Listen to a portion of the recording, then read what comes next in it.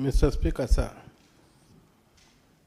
I thank you for the opportunity to address this House on the budget policy statement. Pardon? Yeah, the debt management strategy. It is also linked to the budget statement because if you look at Section 49 of the Public Finance Management Act, it makes the budget policy statement an open check, which the Cabinet Secretary can and has periodically abused to sidestep Parliament and incur loans that we don't know their destination is.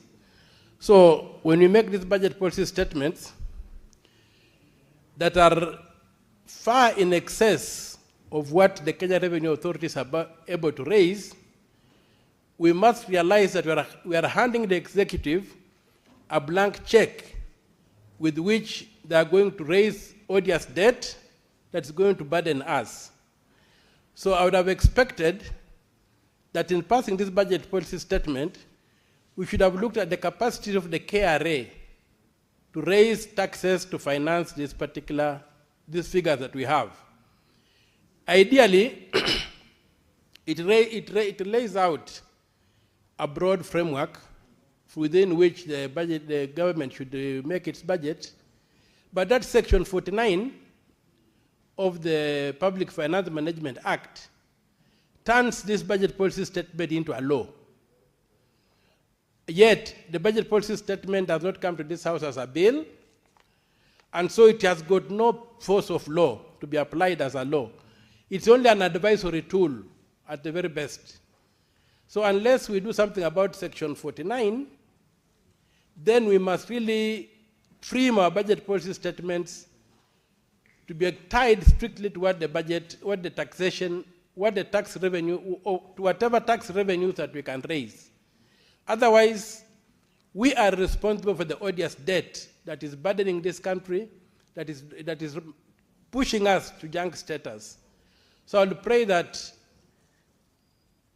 in the budget, the debt management strategy, this House considers repealing Section 49 of the Public Finance Management Act so that the budget policy statement cannot be used to open a back door on the Appropriation Act through which the executive can go on a loan borrowing spree purporting to be implementing the budget policy statement, which is not a law, but a piece of advice on how the government should be able to raise revenue, or within which sets the broad parameters within which the government's budget should be set.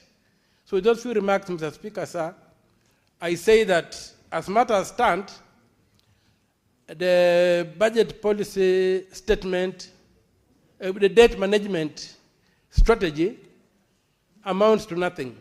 There's no strategy, there's no plan, there's nothing that we are trying to do other than trying to just talk to ourselves in a language we don't understand.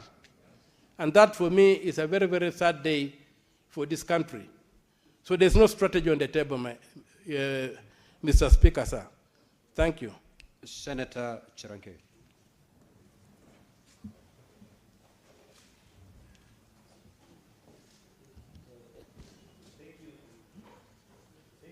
Speaker, I'll make quick comments. I want to commend the committee for this report. I think the issue of public debt management strategy is very key.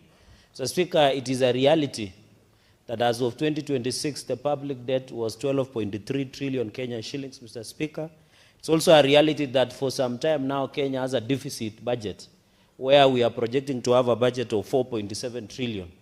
The input or the extrapolation of that, Mr. Speaker, sir, is we will keep borrowing to finance our obligations under the public budget of 4.7 trillion. So, Speaker, I'm happy the